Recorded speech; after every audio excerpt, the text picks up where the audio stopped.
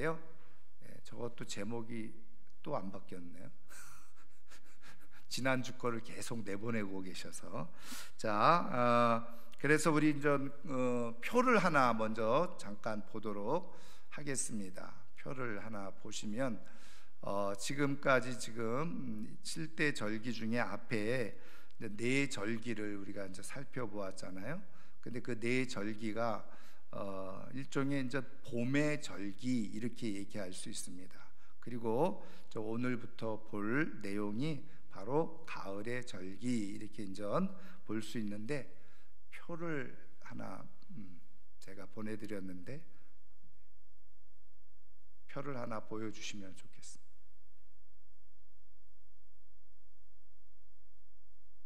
잠깐만 기다리랍니다. 네네. 예.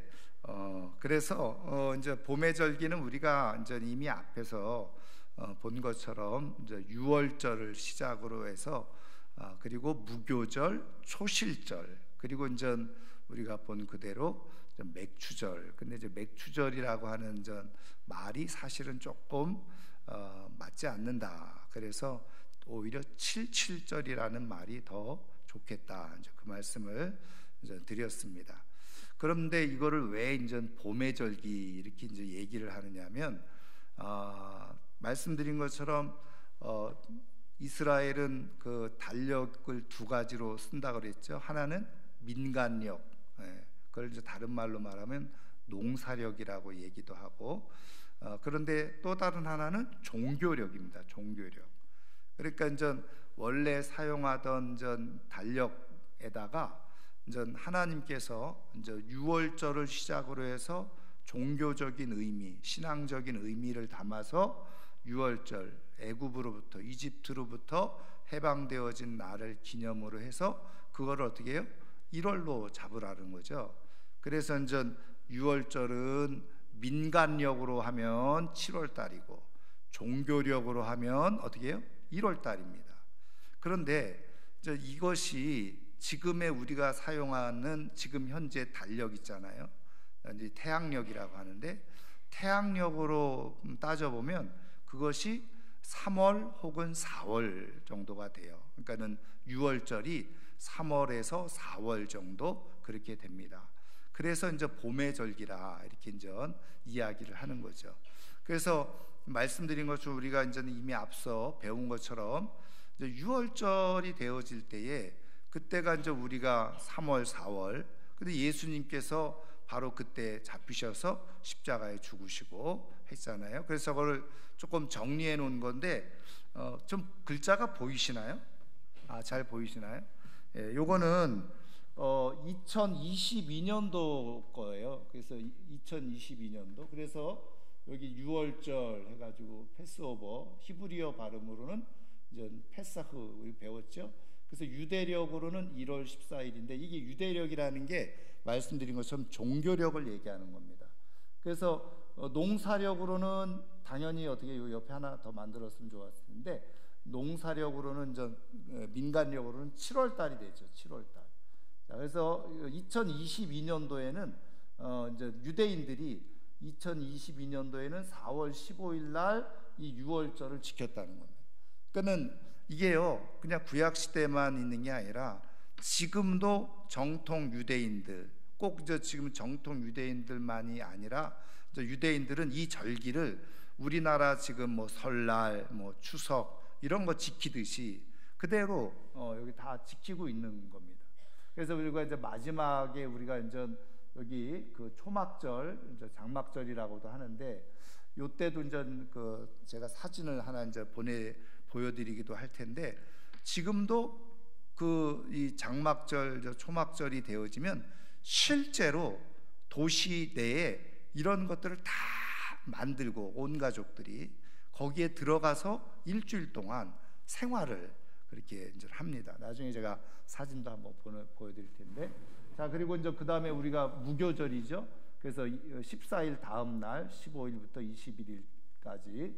그 다음에 우리가 앞서 배운 것처럼 초실절, 그래서 무교절 기간줄 안식일 지난 다음 날, 그래서 4월 15일, 16일, 17일이죠. 그래서 1월 14일, 15일, 안식일 지난 16일 이렇게 진행이 된다고 그랬어요.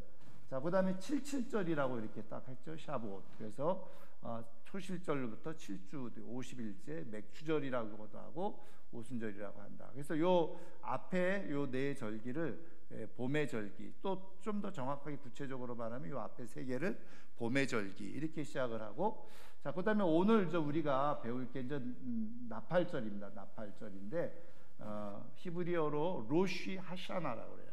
그래서 7월 1일이죠. 그래서 이제 지금 양력으로 우리 달력으로 하면 2022년도에는 9월 26일이었다는 거예요.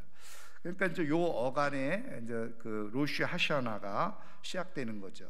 그러면 여기 지금 나팔절 우리 이제 나눠드린 거 가지고 한번 같이 보면요. 여기 나팔절 한자로요. 여러분 나팔이라는 말이 한자가 있을까 하는데 나팔 나자에 나팔 팔자입니다. 나팔절 다 나팔이라는 말이에요. 히브리어로는 로쉬 하샤나입니다. 로쉬 하샤나. 근데 이제 로쉬라는 말은 머리라는 말입니다. 영어로 말하면 헤드죠. 이 머리. 그래서 하샤나, 하는 히브리어 관사입니다. 그래서 영어로 말하면 더 같은 거죠. 더. 샤나, 이거는 영어로 ear, 그래서 해를 말합니다. 년, 해. 그러니까 로쉬 하샤나라는 거는 한 해의 첫날을 얘기하는 거예요. 한 해의 첫날. 근데 한 해의 첫날이니까 우리식으로 말하면 뭐예요? 정월 초하루죠. 정월 초하루. 이게 로쉬 하샤나입니다. 로쉬 하샤나. 자, 그래서 사실은 뭐 나팔절이라고 해서 이렇게 The Feast of Trumpet 이렇게 영어로 표현해주고 있지만, 사실은 히브리어 말을 그대로 차용해 가지고 오면 더 정확한 표현은 뭐예요? 바로 신년절이다 이렇게 말해도 신년절. 그러니까 첫 신년이라는 거예요. 근데 말씀드린 것처럼 이해가 안 되잖아요. 지금 여기 유대력으로는 7월 달인데 어떻게 신년이 되나? 그 말씀드린 대로 농사력으로, 민간력으로는 바로 이때가 1월이었다는 거예요. 1월, 새해라는 얘기죠. 자, 그래서 이제 여기에서 이제 우리가 인사, 새해 인사가 있잖아요. 새해 인사가 뭡니까? 영어로 말하면, 우리식으로 말하면 새해 복 많이 받으세요. 이게 새해 인사잖아요. 영어로는 어떻게 인사하죠? 해피 뉴 이어 이런 것처럼 히브리 사람들도, 유대인들도 바로 이 나팔절이 되어지면, 신년이 되어질 때 인사하는 게 있어요. 그래서 1년 첫 해가 뭐라 그랬죠? 지금 말한 것처럼 해, 샤나죠. 샤나. 그래서 샤나 토바 이렇게 인사를 해요. 샤나 토바. 토바라는 말은 뭐냐면, 여러분 창세기 1장을 읽어보실 때 하나님께서 창조하신 다음에 뭐예요? 보시기에 좋았더라. 그걸 히브리어로 토브라고 하거든요. 이제 변형을 하는 거죠. 그래서 샤나 토바 그러면 뭐예요? 토브, 굿, 영어로 말하면 굿인데, 그러니까 좋은 새해가 되라, 뭐 그런 이제 인사죠. 그래서 이제 유대인들은 바로 이 나팔절이 되면, 다시 말해 신년절이 되면 인사를 어떻게 한다고요? 샤나 토바 이렇게 인사한다는 거예요. 그게 이제 우리식으로 말하면 새해 복 많이 받으세요. 뭐 영어식으로 말하면 해피 뉴 이어 이렇게 이제 인사를 한다는 거죠. 그래서 이제 기록에 보면 이때 모든 사람들이 뭘 먹고 주느냐, 뭘 먹고 주느냐면요, 사과를 준대요. 사과. 그리고 사과에다가 꿀을 발라서 준다는 겁니다. 여러분, 사과가 굉장히 맛있잖아요. 사과를 또 안 좋아하는 분들도 있죠. 까기 귀찮아가지고 안 좋아한다. 저는 사과를 근데 사과에다가 꿀까지 발라. 그 의미는 뭐예요? 올 한 해가 이렇게 사과에 꿀 발린 것처럼 좋은 일만, 달콤한 일만 가득하기를 바랍니다. 그러면서 다 사과에다가 꿀을 발라서 먹는다는 거예요. 그걸 또 선물하기도 하고. 그래서 어쨌든 그래서 이 나팔절에 이렇게 이제 행사를 하는데, 자, 그러면 이 나팔절 그럼 한번 의미, 용도 이런 것들 한번 같이 말씀을 통해서 살펴보면요. 자, 레위기 23장 24절이죠. 오늘 읽었던 본문 말씀인데 한번 같이 읽겠습니다. 이스라엘 자손에게 말하여 이르라. 일곱째 달 곧 그 달 첫날은 너희에게 쉬는 날이 될지니 이는 나팔을 불어 기념할 날이요 성회라 그랬죠.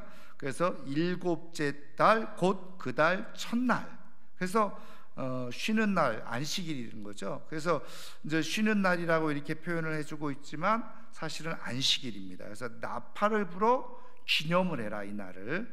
그리고서 어떻게 해요? 성회, 거룩한 모임, 거룩한 날이라는 거죠. 자, 그 다음에 똑같은 내용이 민수기 29장 1절에도 있어요. 같이 읽습니다. 일곱째 달에 이르러는 그 달 초하루에 성회로 모이고 아무 노동도 하지 말라. 이는 너희가 나팔을 불 날이니라. 아멘. 자, 그러면 이 나팔은 언제 불었느냐, 또 어떻게 불었느냐, 용도가 뭔가. 먼저 민수기 10장 1절부터 3절 같이 읽겠습니다. 여호와께서 모세에게 말씀하여 이르시되 은 나팔 둘을 만들되 두들겨 만들어서 그것으로 회중을 소집하며 진영을 출발하게 할 것이라. 나팔 두 개를 불 때에는 온 회중이 회막문 앞에 모여서 네 개로 나올 것이요. 아멘. 자, 여기서 보면은 은 나팔 둘을 만들으라고 돼 있죠. 은으로 나팔을 만들으라고 했어요.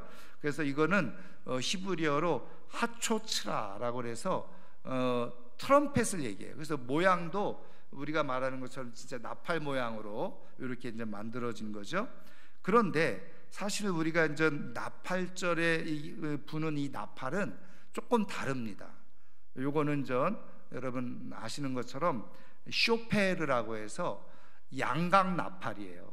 그 양의 순양의 뿔, 그걸로 이제 구멍이 이제 뚫려져 있으니까, 그래서 여러분 그 양각 나팔을 혹시 이제 보신 분들이 있겠지만 이렇게 꼬여 있죠. 이 큰 뿔이니까.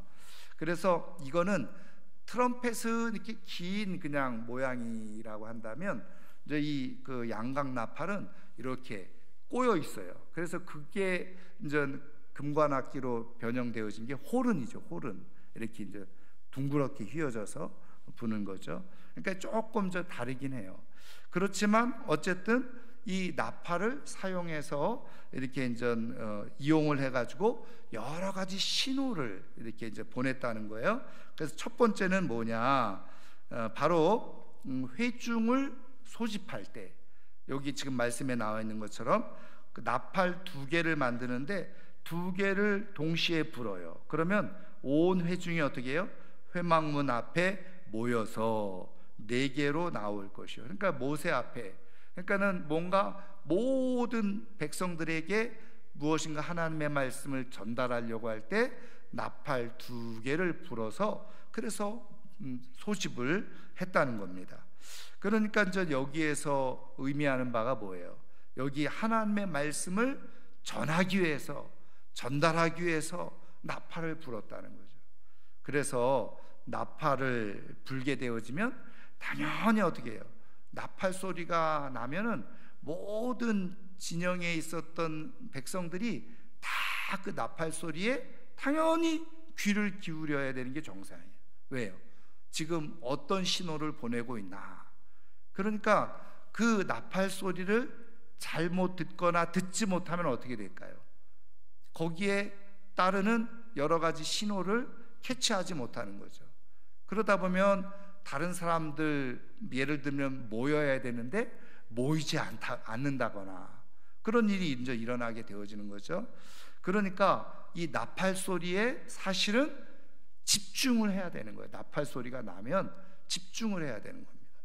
자, 그 다음에 이제 두 번째가 민수기 10장 4절에서 8절 말씀인데요. 같이 읽습니다. 하나만 불 때에는 이스라엘의 천부장된 지휘관들이 모여서 네 개로 나올 것이며 너희가 그것을 크게 불 때에는 동쪽 진영들이 행진할 것이며 두 번째로 크게 불 때에는 남쪽 진영들이 행진할 것이라. 떠나려 할 때에는 나팔 소리를 크게 불 것이며 또 회중을 모을 때에도 나팔을 불 것이나 소리를 크게 내지 말며 그 나팔은 아론의 자손인 제사장들이 불지니 이는 너희 대대의 영원한 율례니라. 아멘. 그래서 나팔 두 개 중에 하나만 불 때는 어떻게 해요? 천부장, 지휘관들이 모이는 것이고, 그 다음에 전 크게 불게 되어질 경우에는 어떻게 해요? 동쪽 진영들이 행진할 때. 그러니까 지금 이렇게 우리가 이미 이제 민수기를 통해서 배우고 아는 것처럼 이렇게 진을 딱 갖춰서 머물러 있을 때, 그리고 또 행진할 때 다 무엇으로요? 나팔 소리로 행진하기도 하고 멈춰서기도 하고 모집을 하기도 하고 나팔 소리로 한다는 거죠. 자, 그래서 여기에서 이제 1번과 2번에서 나팔 소리를 통해서 하나님께서 말씀하시려고 하는 것은 하나님의 명령이죠. 나팔 소리가 어떻게 부르면 회중들이 다 모세에게로 나오고, 어떻게 소리가 나면 지휘관들이 나오고, 어떻게 하면 그 행진을 어디서부터 하고, 이런 것들이 다 뭐예요? 하나님의 명령이 다 여기에 담겨져 있다는 겁니다. 자, 그리고 3번 보겠습니다. 자, 민수기 10장 9절 말씀 같이 읽습니다. 또 너희 땅에서 너희가 자기를 압박하는 대적을 치러 나갈 때에는 나팔을 크게 불지니 그리하면 너희 하나님 여호와가 너희를 기억하고 너희를 너희의 대적에게서 구원하시리라. 아멘. 여러분, 이거는 뭐예요? 전쟁하러 나갈 때 나팔을 크게 불라는 거예요. 근데 여러분, 이 나팔을 크게 부는 의미가 뭐냐? 그리하면 너희 하나님 여호와가 너희를 뭐하고요? 기억하고 너희를 구원하시리라. 그러니까 이거는 뭐예요? 하나님의 약속이란 말이죠. 약속. 그래서 하나님 전쟁에 나갈 때 나팔을 크게 불게 되어질 때 하나님께서 그것을 통해서 어떻게 해요? 기억하시고 대적에게 너희들을 구원하실 것이다. 그러니까 여러분, 이 나팔을 분다는 것은 어떤 의미가 있을까요? 우리는 저 나팔 불면 군사들을 막 사기를 진작시키고 이렇게 하는 것으로 생각하기 쉽지만, 오늘 성경 말씀의 표현대로 한다면 나팔을 분다는 건 뭐예요? 하나님의 약속을 의지하는 거죠. 그래서 하나님께서 이것을 통해서 우리를 기억해 주시기를 바라면서 나팔을 부는 거예요. 이 나팔은 한마디로 말하면 하나님의 도우심을 구하는 것이다. 그래서 이제 앞서 말씀드린 것처럼 1번과 2번은 여기서 나팔의 역할은 뭐예요? 하나님의 명령, 하나님의 말씀이 전해지는 거라고 볼 수 있죠. 그리고 여러분, 그 세 번째 민수기 10장 9절에서 전쟁에 나가면서 나팔을 부는 건 뭐예요? 하나님의 약속을 기억하고, 하나님, 우리 이렇게 전쟁에 나가니까 우리를 기억해 주세요. 우리를 도와주세요.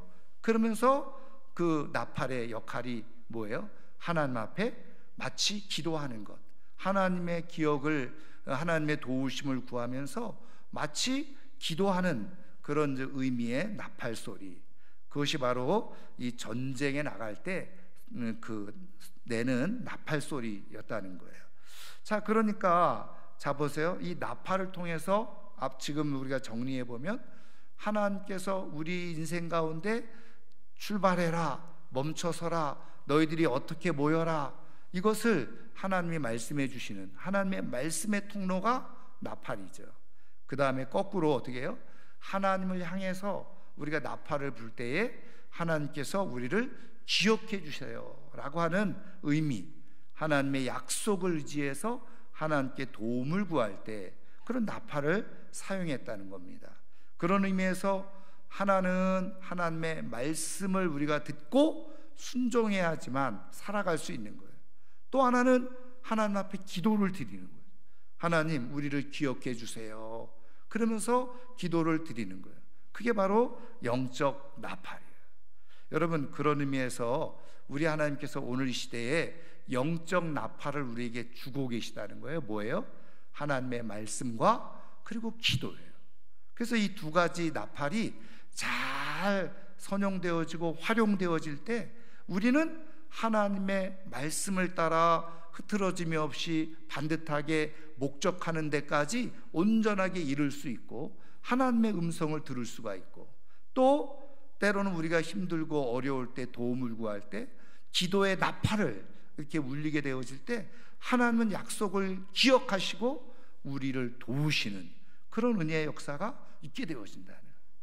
여러분, 저는 이때 이 시대에 이 두 가지 말씀의 나팔과 기도의 나팔을 적극적으로 활용해서 하나님의 말씀을 듣고 내가 하나님 앞에 기도하는 가운데 하나님의 도우심을 받으며 살아갈 수 있는 우리 모두가 되기를 주의 이름으로 축원합니다. 자, 네 번째 보시면요, 민수기 10장 10절입니다. 정리해서 이렇게 또 말씀해 주고 있는데 한번 같이 읽습니다. 또 너희의 희락의 날과 너희가 정한 절기와 초하루에는 번제물을 드리고 화목제물을 드리며 나팔을 불라. 그로 말미암아 너희의 하나님이 너희를 기억하시리라. 나는 너희의 하나님 여호와이니라. 아멘. 자, 보세요. 여기 희락의 날, 희락의 날은 한마디로 말하면 기쁨이 가득한 날이겠죠. 감사가 있는 날일 거예요. 무엇인가 어떤 좋은 일이 일어났을 때, 그리고 전쟁에서 승리를 했다든지 어떤 기쁨과 축제가 가득 넘치는 그런 날을 희락의 날 이렇게 얘기해요. 근데 희락의 날에도 뭐 하라는 거예요? 나팔을 불라는 거예요. 그리고 또 어떻게 해요? 정한 절기 때. 그러니까 지금 우리가 이렇게 절기 이렇게 보잖아요. 근데 이때도 사실은 우리가 앞에 보면서 나팔에 관해서는 얘기 안 해주고 있지만 민수기 20장 말씀을 통해서 보면 이때도 뭐 했어요? 나팔을 불었어요. 왜냐하면 이때가 바로 희락의 날이잖아요. 희락의 날. 유월절, 하나님께서 우리를 죽음에서 구원해 주신 날. 그렇죠. 뭐 초실절, 하나님께서 우리에게 축복해 주셔서 첫 열매를 거두는 날. 다 기쁨의 날이에요. 하나님 정해놓으신 절기예요. 이때 나팔을 불었다는 거예요. 그 다음에 초하루, 매월 첫째 날, 그때 번제를 드리고 화목제물을 드리면서 나팔을 불었다는 거예요. 근데 이때 부는 나팔은 또 어떤 의미예요? 너희의 하나님이 너희를 뭐 한다고요? 기억하시리라. 나팔을 통해서 하나님께서 기억하신다는 거예요. 그럼 뭐 한다는 겁니까? 이럴 때 말씀드린 것처럼 희락의 날, 정한절기, 초하루, 말씀드린 것 그대로예요. 감사와 기쁨으로 가득한 날이죠. 그리고 초하루는 하루를, 한 달을 시작하는 첫 번째 날이잖아요. 그래서 하나님 앞에 감사하는 거예요. 다 내용을 보면 다 뭐예요? 감사. 그래서 어떻게 해요? 화목제물을 드리면서 나팔을 부는 거예요. 여러분, 우리가 먼저 그런 말 많이 하잖아요. 내가 그냥 입을 벌려서 사람들에게 막 떠벌리고 이렇게 얘기하고 다니는 걸 뭐라고 그래요? 속된 표현으로 나팔 분다 이런 얘기 하잖아요. 그러니까 이 얘기는 뭐냐면 내가 감사한 일, 좋은 일, 즐거운 일을 하나님 앞에서 화목제물을 드리는 거예요. 감사를 드리면서 어떻게 해요? 선포하는 거예요. 그러면 하나님께서 어떻게 하신다는 거예요? 너희를 기억하시리라. 여러분, 이거를 오늘날 뭐라고 표현할 수 있을까요? 저는 그래서 오늘날 이거를 표현할 수 있는 말이 간증이라는 거죠. 간증, 혹은 내 믿음의 고백. 그래서 하나님께서 이렇게 우리 가정에 복을 주셨다, 하나님께서 이렇게 은혜를 주셨다. 그러면 여러분, 교회에서 정한 절기 때에 하나님께서 베푸신 은혜를 기억하는 거예요. 내가 여러 가지 좋은 일, 감사한 일, 기쁜 일이 있을 때 하나님 앞에 어떻게 해요? 예배를 드리면서 그거를 가지고 다른 사람들과 함께 공유하고 기쁨을 나누는 거예요.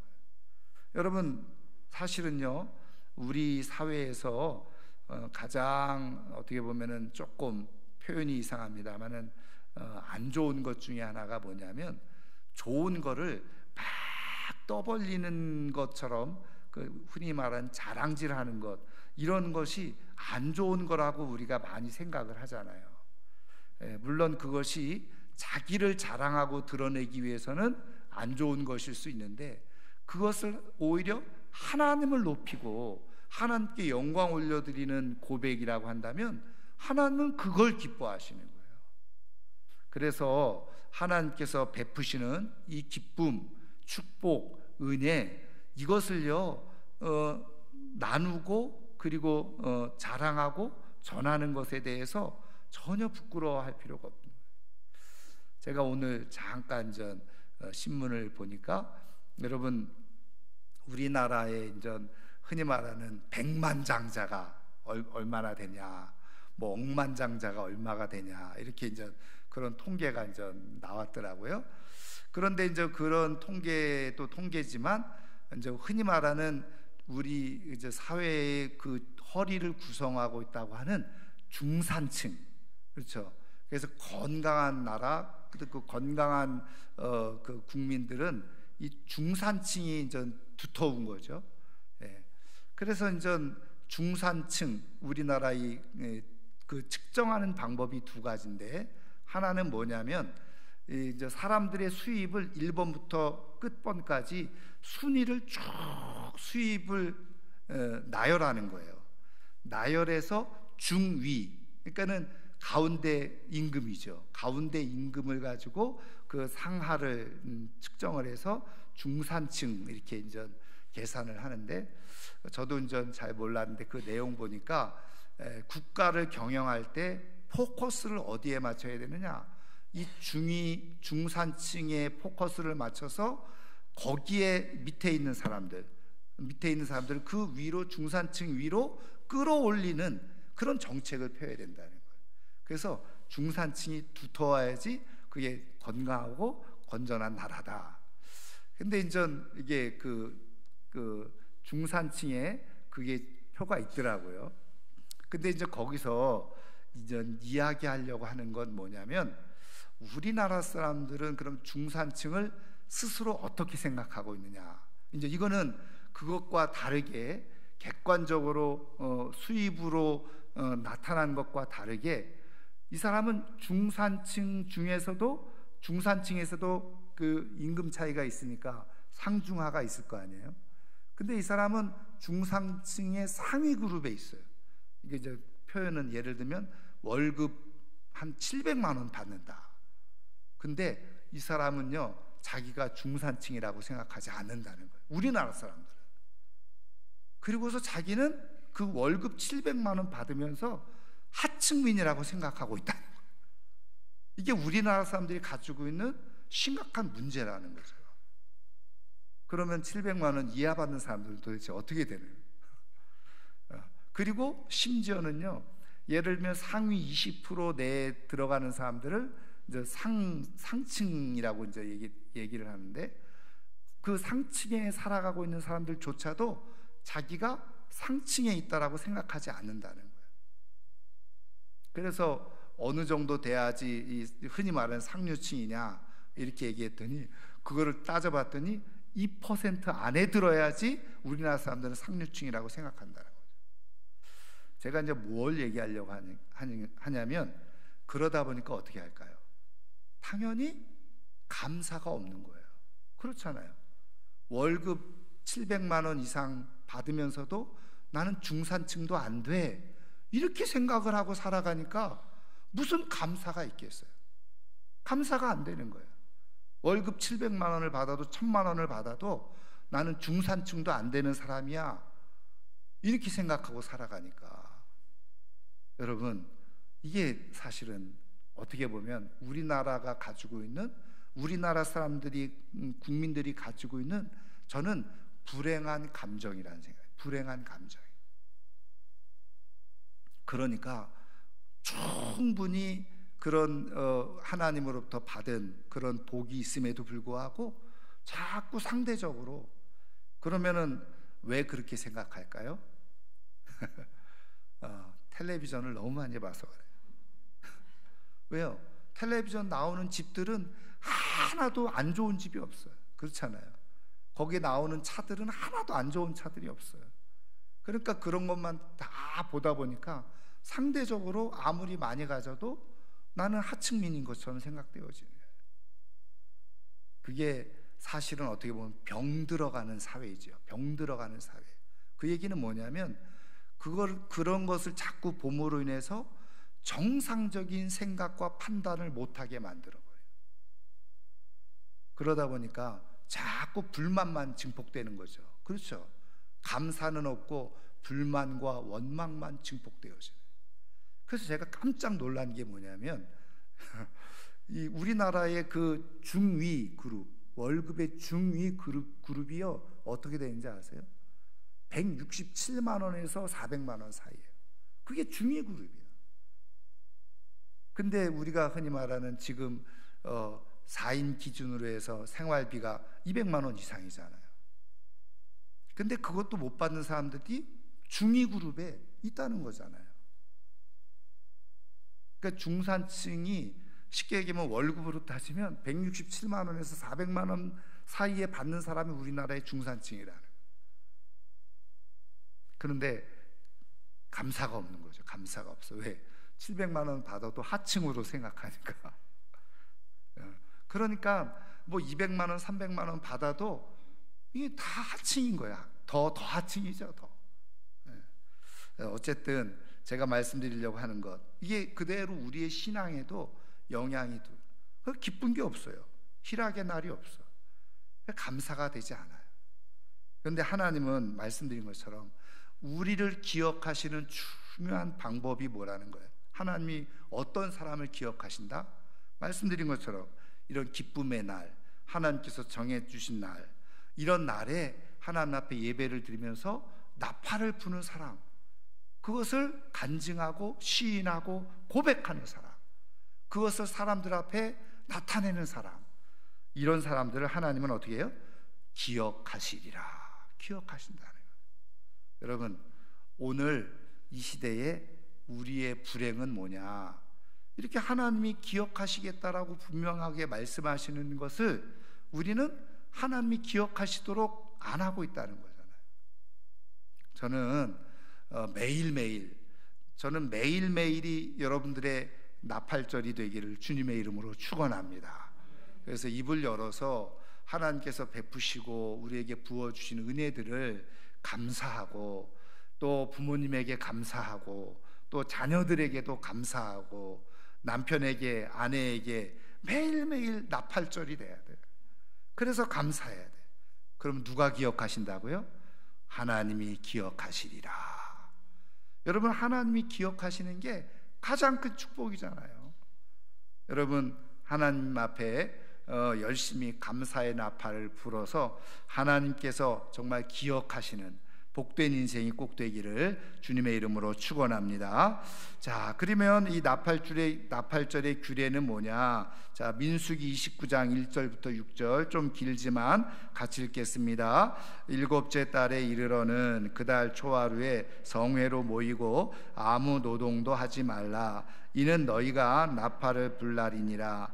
너희는 숫송아지 한 마리와 순양 한 마리와 1년 되고 흠없는 순양 7마리를 여호와께 향기로운 번제로 드릴 것이며, 그 소제로는 고운 가루에 기름을 섞어서 쓰되 숫송아지에는 10분의 3이요 순양에는 10분의 2요 어린 양 7마리에는 어린 양 한 마리마다 10분의 1을 드릴 것이며, 또 너희를 속죄하기 위하여 순염소 한 마리로 속죄제를 드리되 그 달의 번제와 그 소제와 상번제와 그 소제와 그 전제 외에 그 규례를 따라 향기로운 냄새로 화제를 여호와께 드릴 것이니라. 아멘. 그래서 이 나팔절에도 당연히 뭐예요? 하나님 앞에 제사, 예배를 같이 드리는데, 이때 뭐예요? 속죄제도 드리고, 그리고 소제도 드리고 번제도 드리고. 그래서 우리가 앞서 말씀드린 레위기 말씀 23장 25절에는 화제를 드려라, 다 불태워 드려라, 이렇게 이제 말씀해 주고 있죠. 그래서 당연히 이날은 하나님 앞에 예배를 드리고 하나님 앞에 감사를 올려드리는 날이 된다는 겁니다.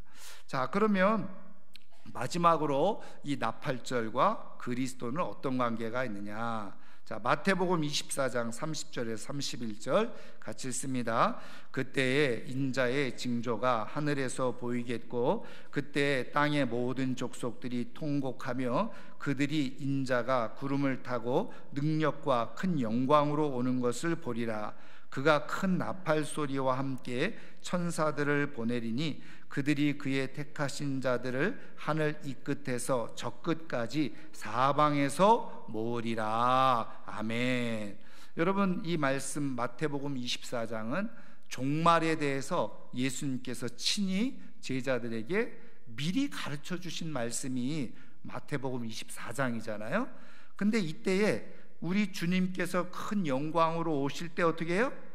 큰 나팔 소리와 함께, 그렇죠? 나팔 소리와 함께 그의 택하신 자들을 하늘 이 끝에서 저 끝까지 사방에서 모으리라. 그러니까 마지막 종말 때에 주님이 재림하시게 되어지는데 나팔 소리와 더불어서 천사들이 와가지고 전 세계 사방에 흩어져 있었던 하나님의 사람들을 모은다는 거예요. 그래서 앞서 우리가 말씀드린 것처럼 진중에서 어떻게 해요?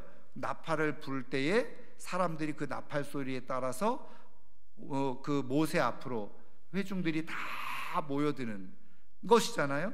그런 것처럼 지금 마지막 종말 때 예수님이 재림하실 때에도 이 나팔 소리로 어떻게 해요? 구원받는 자들을 다 불러 모으신다는 거예요. 도대체 그 나팔 소리가 얼마나 크길래 전 세계 사람들을 다 불러 모을 수 있나? 여러분, 뭐 이거는 그냥 제가 상상한 겁니다. 이거는 진리는 아니에요. 근데 여러분, 우리나라에서도 어디에서 뭐 지진 났다 그러면 우리나라 전 국민에게 발송이 되죠. 뭐가요? 재난 문자. 그래서 스마트폰을 가지고 있으면 물론 뭐 어떤 사람들 그런 거 귀찮아 가지고 안전 문자 그냥 이렇게 진동 소리 안 나게 하는 그런 해놓는 사람, 꺼놓는 사람도 있지만 그걸 켜놓으면요, 뭐 언제 어디서 무슨 일이 일어났는지 그런 상황이 되면 즉각적으로 어떻게 해요? 다 소식이 뜨잖아요. 그래서 제가 이제 요즘 뭐 전 세계적으로 이렇게 지진이라든지 홍수라든지 뭐 태풍이라든지 그런 엄청난 재난들이 많이 우리 지금 안방에 그냥 앉아가지고 다 구경하고 전 세계 어디에서 어느 구석에서 어느 도시에서 이런 재난이 일어나고 있는지 다 보고 있잖아요. 그러니까 어떤 분들은 두 가지를 얘기해요. 하나는 신앙적으로 야, 종말이 있긴 종말인가 보다. 왜요? 성경에 도처에 처처에서 기근, 재난 뭐 이런 것들이 막 일어날 거라고 하니까. 그런데 여러분, 1000년 전에도 이런 일이 있었고 2000년 전에도 이런 일이 있었어요. 근데 차이점은 뭘까요? 옛날에는 실시간으로 못 봤죠. 실시간으로 못 본 거예요. 전 세계에서 분명히 이런 재난이 다 있었지만 못 보는 거예요. 못 봤어요.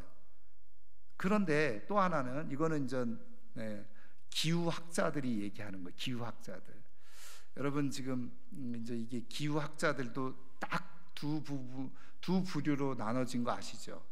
이제 기후학자 중에 우리가 지금 늘 따갑게 듣는 것처럼 이 공기가 오염되어지고 뭐 오존층이 파괴되어져 가지고 지금 이렇게 기후가 막 난리가 나고 있다.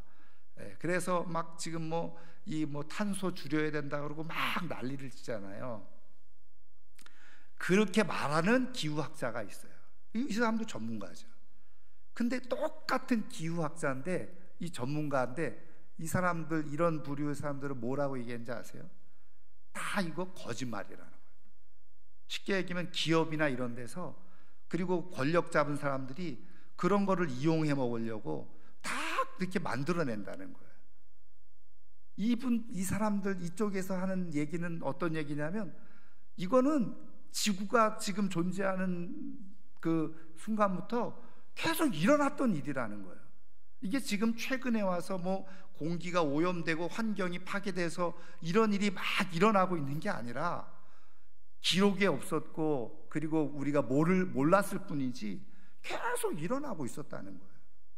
근데 차이점은 좀 하나가 있겠죠. 뭐냐면 그 주기가 더 빨라지고 있다는 거죠. 주기가. 근데 이 주기가 빨라지고 있는 것도요, 이건 전 또 천체 물리학자들의 얘기를 들어보면 주기가 빨라지고 있는 거는 여러분 이거는 전 천체 물리학자들이 하는 얘기예요. 모든 우주는 탄생이 돼요. 이제 이거는 이제 우주 과학자들이 하는 얘기죠. 별이 생성이 되잖아요. 별이 생성이 되면요, 별이 계속 팽창이 된다는 거예요. 팽창이 되면서 어느 순간에 그 팽창되어지면서 그게 열이 식어버려요. 에너지가 없어져 버려요. 그러면은 그 별이 뭐라는 거예요? 죽어가는 별이 되는 거예요. 죽어가는 별. 지금 우주 공간에 별이 생성되어졌다가 에너지가 다 소진되어져서 죽어가는 별들이 있다는 거죠. 그래서 이 천체 망원경으로 이렇게 관측을 해보면 빛났던 별이 어느 순간부터 빛이 점점 약해지면서 사라져 버리는 거예요. 이제 별이 죽는 거죠.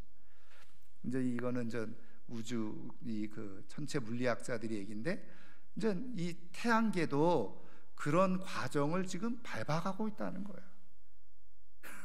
그래서 이제 그렇게 따지면 우리가 이제 성경적으로 보면 종말의 때가, 진짜 우주적 종말의 때가, 지구가 사라질 날이 오는 거죠. 언제인지 모르겠지만. 근데 제가 말씀드리려고 하는 것은, 이런 때에 말씀드린 것 그대로 지금은 이게 문명의 이기가 많이 발달해 있으니까 전 세계 구석에서 일어나는 일, 실시간으로 요즘은 그냥 스마트폰으로 갖다 대가지고 찍어가지고 전송하면 그 다음날 그냥 전 세계에 다 퍼지고 알려지잖아요. 그래서 제가 상상한 거는, 이 하나님께서, 우리 주님이 다시 오실 때 어떻게 오시나 이 나팔 소리와 함께 오시는데, 이때 뭐예요? 전 세계 SNS를 통해서 오시지 않을까. 이건 진리는 아닙니다. 또 그렇게 소문내시면 안 돼요. 이단됩니다. 그러니까 그걸 하나 우리가 상상해 볼 수 있는 그런 내용인데, 어쨌든 나팔 소리와 함께 어떻게 해요? 구원받은 사람들을 다 불러 모은다는 거예요. 다 불러 모으는 거예요. 자, 그 다음에 고린도전서 15장 51절 52절 같이 읽겠습니다. 보라, 내가 너희에게 비밀을 말하노니 우리가 다 잠잘 것이 아니요 마지막 나팔에 순식간에 호련히 다 변화되리니, 나팔 소리가 나매 죽은 자들이 썩지 아니할 것으로 다시 살아나고 우리도 변화되리라. 그래서 저는 이거를 뭐라고 명명했느냐? 부활의 나팔 소리예요. 부활의 나팔 소리. 그래서 군대에서 여러분 아침에 기상 나팔 불잖아요. 그런 것처럼 부활의 나팔, 다 잠자던 자들이 다 일어나고, 또 있었던 사람들은 호련히 변화되어지는, 부활체로 변화되어지는 부활의 나팔이 있다는 거예요. 구원받는 자들을 불러 모으는 나팔이 있고 부활의 나팔이 있어요. 자, 그 다음에 데살로니가전서 5장 16절 같이 읽습니다. 주께서 호령과 천사장의 소리와 하나님의 나팔 소리로 친히 하늘로부터 강림하시리니 그리스도 안에서 죽은 자들이 먼저 일어나고. 이거는 주님의 재림의 나팔이죠. 재림의 나팔입니다. 자, 마지막 요한계시록 11장 15절입니다. 일곱째 천사가 나팔을 불 때 하늘에 큰 음성들이 나서 이르되, 세상 나라가 우리 주와 그의 그리스도의 나라가 되어 그가 세세토록 왕노릇 하시리로다 하니. 저는 이거를 뭐라고 표현해 주느냐? 선포의 나팔. 그래서 전 세계 이제 주님이 재림하셔서 모든 사람들이 오늘 표현해 주고 있는 것처럼 예수 그리스도가 우리의 주님이고 왕 되신 것, 그것을 인정하고 시인하는 그런 역사가 일어나는데, 언제냐? 우리가 이제 요한계시록 요즘 새벽에 말씀을 보고 있잖아요. 그래서 일곱 번째 천사가 나팔을 불 때, 일곱 번째 나팔을 불 때 이런 일들이 일어나게 되어진다는 거예요. 그러니까 이 나팔이 어떤 의미로 우리가 사용되어지고 있는 거예요? 구약 시대의 백성들을 모으고 명령과 하나님의 약속을 그렇게 증표하는 도구로 사용되어진 것처럼, 이제 예수 그리스도의 재림의 때에도 이 나팔을 통해서 하나님께서 어떻게 해요? 사인을 우리에게 다 주고 계시다는 거죠. 구원받을 자들을 불러 모으고 죽은 자들이 다시 살아나는 부활의 나팔, 주님이 오신다고 하는 재림의 나팔, 그리고 주님이 우리의 왕이심을 선포하는 그런 선포의 나팔이 선포되어지게 된다는 겁니다. 여러분, 그래서 말씀드린 것처럼 구약시대 때도 백성들이 하나님의 명령과 약속을 잘 듣고 또 하나님께서 주시고자 하는 은혜를 누리려고 하면 귀를 어디에다가요? 나팔 소리에 맞췄어요. 나팔 소리에. 나팔 소리를 잘못 듣고 나팔 소리를 못 들어서 마땅히 내가 누려야 되고 받아야 될 하나님의 은혜와 축복, 또 하나님께서 인도하시는 길을 못 갈 수가 있는 거예요. 여러분, 주님이 다시 오실 때도 마찬가지예요. 그래서 우리 주님이 뭐라고 말씀하시는 거예요? 깨어 있으라는 거예요. 깨어 있으라. 그 깨어 있는 거, 영적으로. 그러면 하나님께서 우리에게 우리의 구원을 위해서 재림 때에 우리를 불러일으키실 때 하나님의 나팔로 우리를 깨우시고 부르시는, 그거를 들어야지 부활의 나팔도, 주님이 오시는 것도, 그리고 우리가 믿음이 흔들리지 않고 예수 그리스도를 선포하면서 살아가는 역사가 일어나게 되어지는 거예요. 그럼 이 나팔은 어떻게 나타나느냐? 여러분, 제가 적지는 않았는데요, 요한계시록 1장 10절을 읽어보면 이렇게 표현을 해주고 있어요. 나팔 소리 같은 큰 음성이 났다 그랬어요. 나팔 소리 같은 큰 음성. 그 얘기는 뭐냐면 소리긴 음성이긴 음성인데 뭐처럼요? 빰빰빰빰한 나팔 소리처럼 들려졌다는 거죠.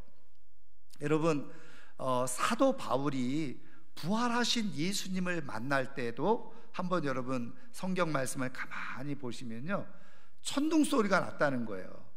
그러니까 주변에 있던 사람들은 사도 바울은 분명히 누구의 음성을 들었어요? 부활하신 예수님의 음성을 들었어요. 그렇죠? 사울아, 사울아, 왜 네가 나를 핍박하고 박해하느냐? 이런 음성을 들었다고요. 근데 그 주변에 있었던 사람들은 뭐라고 들었다는 거예요? 천둥 소리가 났다고도 하고. 자, 보세요. 이게 굉장히 중요한 거예요. 자, 하나님의 나팔 소리가 어떤 사람에게는 뭐예요? 생생한 하나님의 음성으로 들려지는 역사가 일어나는. 근데 구원받지 못한 사람들은 어떻게 해요? 천둥 소리로 듣는 거예요. 분별을 못하는 거예요. 소리를 분별을 못하는 거예요.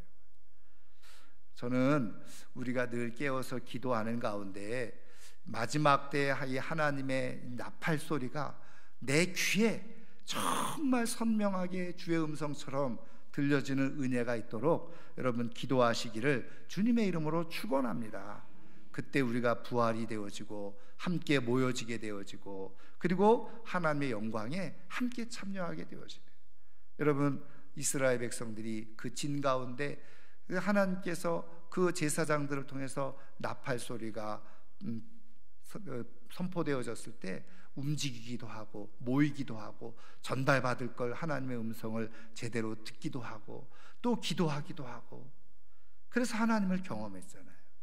여러분, 오늘도 하나님께서 음성으로 우리에게 성경 말씀을 통해서 나팔 소리처럼 들려주시는 그의 음성을 영적인 귀가 잘 열어져서 듣는 가운데서 천둥 소리도 아니고 세상 소리가 아닌 하나님의 음성을 들어서 어떤 상황에서도 흔들림이 없이 믿음으로 영광 중에 나아갈 수 있는 하나님의 사람들이 되기를 주의 이름으로 축원합니다.